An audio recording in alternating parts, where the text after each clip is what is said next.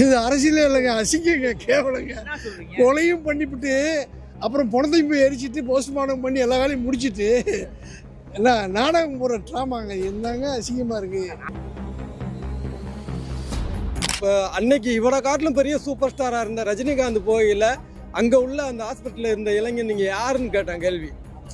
அந்த வீரத்தையெல்லாம் நம்ம பார்த்துட்டு காசுக்காக நம்ம போகலை, நம்மளை தேடி வந்து பார்க்கணும் அப்படின்றது தான் வந்து சரியானது.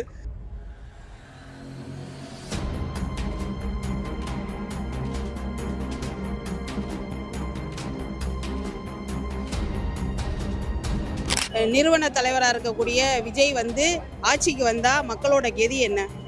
அப்போ வந்து இங்கே வந்து ஒரு பூகம்பம் வருது, ஒரு நிலநடுக்கம் வருது, வெள்ளத்தினால பாதிப்பு வருதுன்னா எல்லாத்துக்கும் வரட்ட போய் போய் போய் எங்களுக்கு இந்த பாதிப்பு ஆகி போச்சு, நிவாரணம் கொடுங்கன்னு மக்கள் கேட்க வேண்டிய அவல நிலைக்கு மக்கள் தள்ளப்படுவாங்க. உன் குடும்பத்தில் என்னால் இழப்பு ஏற்பட்டாலும் சரி, இறப்பு ஏற்பட்டாலும் சரி, நான் கூப்பிட்ற இடத்துக்கு வாங்க, நான் பணத்தை கொடுக்குறேன், ஆறுதல் தாரேன் என்கிற இந்த அரசு இன்னைக்கு இவர் வந்தார்னா எல்லாத்தையும் சரி பண்ணிடுவார், எல்லாத்தையும் கிழிச்சிருவார், எல்லாத்தையும் கிழிச்சு தச்சிருவார் அப்படின்னு ஒரு பக்கம் சீமான் டயலாகும் அப்படி தான் இருக்கும், இன்னொரு பக்கம் விஜயோட டயலாகும் அப்படி தான் வந்துக்கிட்டு இருக்கு. அப்படி எந்த ஹீரோக்களும் தமிழ்நாட்டை காப்பாற்ற முடியாது.